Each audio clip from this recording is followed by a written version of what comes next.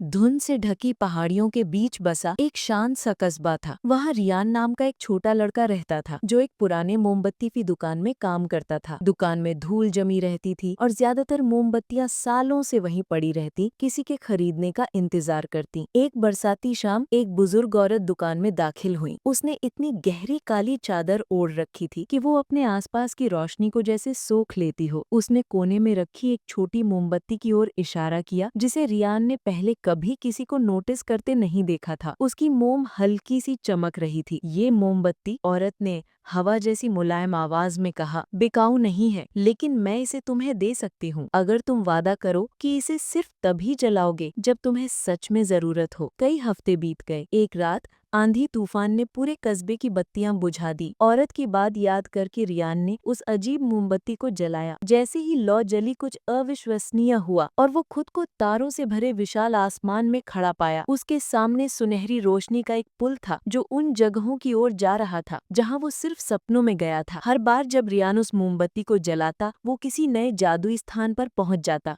एक पुस्तकालय जहाँ किताबें खुद अपनी कहानियां सुनाती थीं, एक किनारा जहाँ समुद्र की लहरें इंसानों जैसी आवाज में गाती थीं। लेकिन एक दिन लौ धीमी पड़ने लगी। घबराकर रियान उस बूढ़ी औरत को ढूंढने गया। वो मुस्कुराई। ये मोमबत्ती उसकी लौ के बारे में कभी नहीं थी। उसने कहा, ये सबसे तेज तब जलती है जब तुम्हारा दिल असंभव पर विश्वास करता है। जब तक तुम उस विश्वास को जिंदा रखोगे, जादू कभी खत्म नहीं होगा। उस दिन के बाद से रियान ने उस मोमबत्ती को अपने पास हमेशा रखा, घर की रोशनी के लिए नहीं, अपने सपनों की रोशनी के लिए।